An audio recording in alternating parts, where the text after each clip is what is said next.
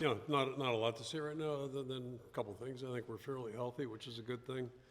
We're obviously nearing the end of camp. The guys are back in their residences, whether it's the residence hall, dorm, apartments, homes, that type of thing. So they're getting some exposure to real life out there, which is a good thing. And things have picked up here about the last 7 days with people moving into campus. So a little bit more busy around here.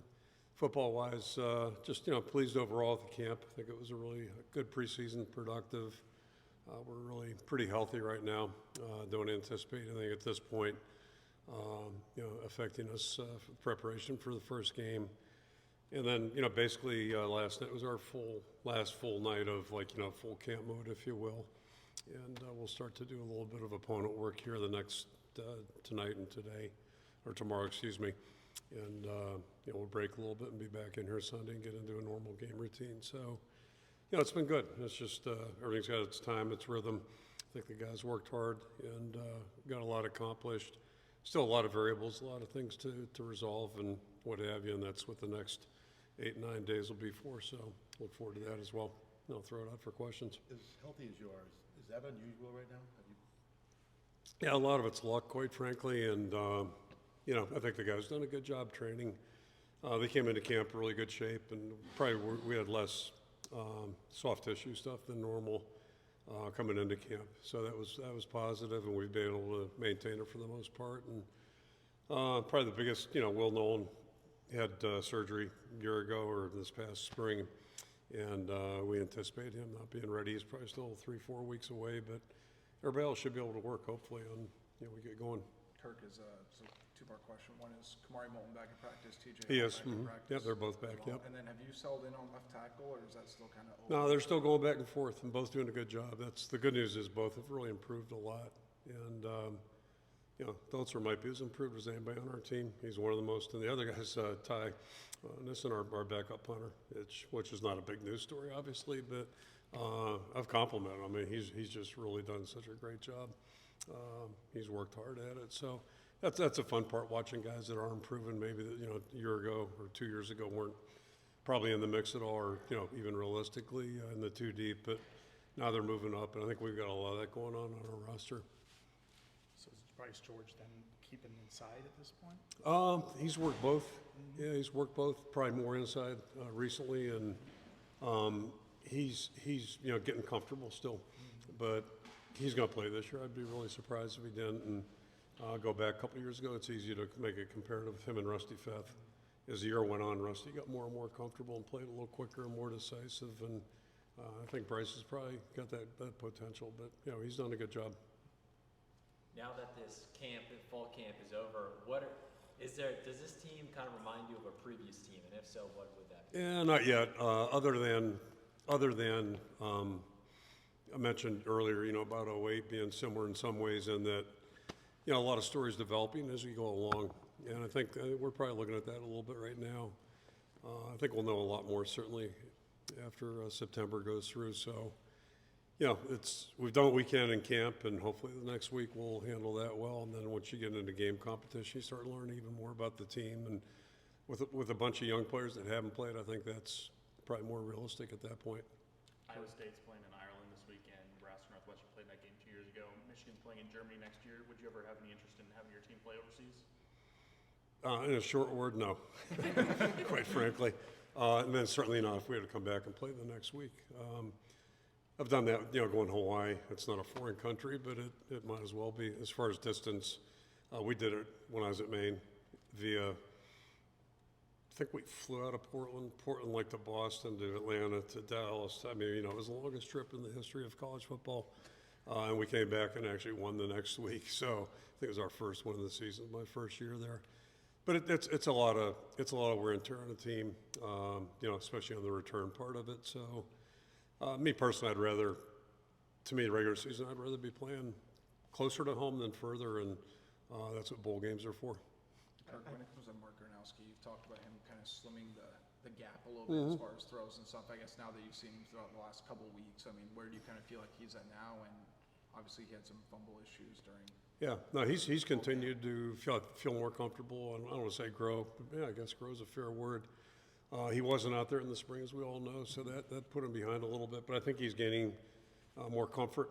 And he's already a pretty confident guy, but he's gaining more comfort. And I could say the same thing about Hank. He's done a really good job, too. And the fact that he was here in the spring, I think that shows a little bit. He's a little bit more, probably a little smoother with everything. But both those guys have really, I think, done a good job.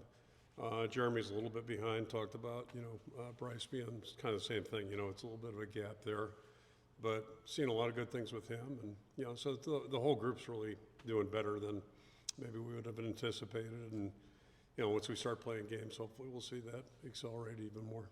Mark's had to go through a transition from the level he's been Sure. was really good before, but it is a different level. And then not practicing in the spring, having his shoulder is just catching up to the speed of the chemistry with the receivers, because I'm sure your group of Yep. receivers are faster by and large than what he probably experienced. Yeah, I think the level gap is not maybe as pronounced as maybe people might think.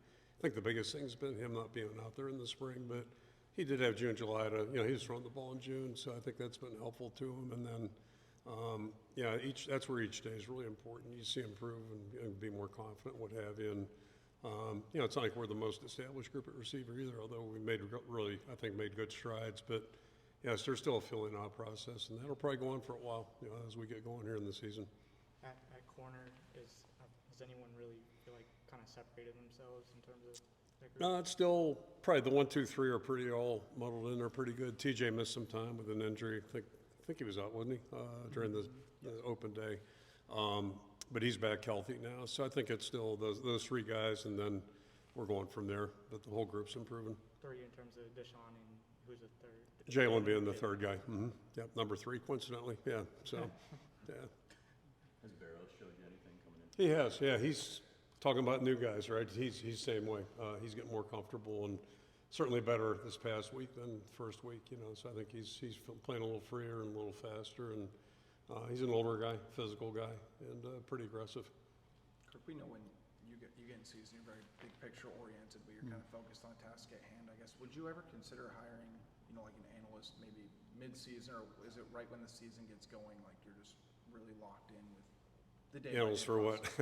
For me? An analyst for me? Analyze me a little Yeah. bit? Yeah, no. I mean, our staff's in great shape. I'd prefer to get all that settled, and I really don't. We've had visitors in and out of camp, and that part I really value. It's great to have outside voices. I always welcome what other people see when they come in and watch, and those types of things. But the football part, I think we got that covered, good, bad, or indifferent. I think we got that covered, and it's kind of like a team. You don't want to, I don't think, be disrupting things. Like, we got our guys and feel really good about the staff. We just hired Delana Cotton. She's not exactly going to be involved in third downs or anything like that, but that was our last piece of the puzzle, if you will, and we're thrilled to get her back. She's been here as a student assistant, worked over in Jardine as an academic, helper there, and it's really good there. So I think, we're all set to go. At linebacker, would you say Jaden and Carson are kind of?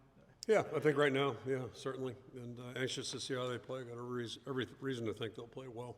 They've really practiced well, and both seniors, they know the drill, certainly, and feel really comfortable. So, they're playing their best football, and it's good to see. That's what you hope with all of our guys.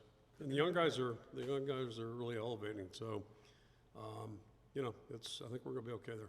Do you ever have too much analysis? Do you ever worry about that? Oh, yeah. Yeah, that's why we have a relatively small group, if you will. The biggest difference right now is what used to be a GA is now an analyst, I think. Is that how we're listing all those guys? So, it's just the rules are different a little bit. Technically, our custodians can go out. Doug, who's an all-American, he's been here 20 years, and cares still invested in our program. And if we wanted him, we could have him coach the kickers, which right now is not a bad job with Drew there. But, we really haven't changed much. I don't think, Keller left and Billy came in. So, I think we've added one person in terms of numbers. We've got new faces, but one person compared to last year at this time. And I think as college staffs go, we're probably on the lean side. I'd prefer it that way. I think I always worry about mixed messaging, kind of like parents, Sometimes kids know how to play each other, parents off each other. And I think it's better if, you have more consistency with fewer voices, gives you a chance there. You mentioned more questions. You mentioned the younger guys at linebacker who are starting to elevate. Yeah. Like Weisskopf and Reese, anybody else that's really elevated? Yeah, all three of those guys in that class have really done a good job. You know, you guys throw Buffington in there too. And again, they're, you know, last year they were on scout team and they're trying to figure out what's going on, but now you're 20 days into it where those guys have a lot more experience, and spring was good for them for exposure wise. Now you're starting to see those guys starting to show up a little bit the way you would think they might. And you know, you also got guys like DeLong, Montgomery, you know, a lot of guys have done a really good job. Rex Roth we've talked about. So and Landon also is another guy who's done a really good job, paying Keekricks. So I think it's overall it's a pretty healthy group. We don't have game production with the group, but we have guys that I think that are capable. Is Terrell Washington done? Terrell. TJ? Or, Well, Yeah, I was confused when you Yeah. say TJ, is it TJ Hall or? no, I'm sorry. TJ Oh, okay, I'm sorry. Yeah, well, I was both just trying TJ up for that to that point. Both TJs are Both back. TJs, okay. Yeah, All yeah, right, they're I just both. wanted to clarify. Yeah, Terrell is TJ. His dad's Terrell, but anyway, I yeah. was thinking I'm gonna say no, he's not back. He played defensive end. But yeah, both TJs are back, and coincidentally, I hadn't thought of it that way. Both TJs were out. Okay. Yeah, so but he is back. Yeah, he's been back this week. Today's Thursday, yeah, and he looks good. He's practicing really well. Kirk, you have by far the most difficult home schedule in the Big Ten, and probably second or third most difficult across the board. And I look at, I'm not laughing at you, but anyway, yeah. but I'm looking at the Big Ten at large, with the teams that have been added Yeah. recently. They're 18 teams deep. What's the advantage of playing in the Big Ten, where your access at this very moment is pretty limited to get to the tournament versus maybe a Big 12? I mean, you know, just in general terms, what's the advantage of playing in the Big Ten when you have that kind of a? Well, I mean, it's a great conference. It's always been a great conference, and it's always been competitive. You know, go back 20. I mentioned earlier. I mentioned in Las Vegas that I was here when it was 10 teams. So I remember those days too. But you know, it's always been competitive. It's always been tough. We've never really started out in lane one. You know, never have. But we've been able to get there, finish there. So you know, you just know you're going to play 12 games. They're all going to be tough, and people might say our opener's not tough. Well, you know, we had a pretty good team in 09, and you know, that was a miracle win. Not even a, you know, and that don't count on that happening again. But if you don't look at every game the right way, that's what could happen to you. You can end up in a bad way. So, you know, right now I hear our schedule's tough, but you know, realistically, I don't think anybody knows in August what it's going to look like, and we certainly don't know what it's going to look like in October, November. So, you know, you just take it a week at a time. Cliches, but cliches are true for a reason. And, you know, we just got to try to do our best. The thing we have to worry about is our growth and our improvement. And if we do that, historically, we've done okay. When we don't grow, we don't improve. That's where things, injuries you can't do anything about, you know. And then what you don't know is what the other teams are going to have.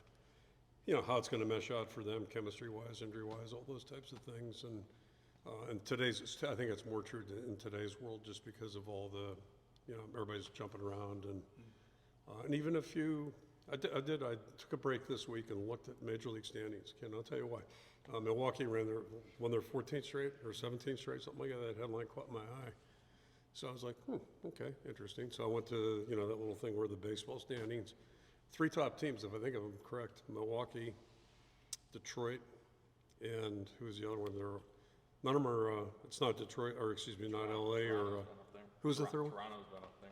Yeah, Toronto. Okay, but none of them were big market. That wasn't New York, and it wasn't LA. It's like, how'd that happen? So, but it must be good scouting, good coaching, good player development. I'm guessing, and I'm sure they went out and got the right free agents. But so, yeah, I mean, the point is, like, you know, you just never know. And baseball's got in my opinion, compared to the NFL, they got a screwed up system. But even now, ain't the Dodgers and Yankees. Maybe in October or November, whenever they finish. But yeah, so you just worry about playing and getting better. That's all you can do.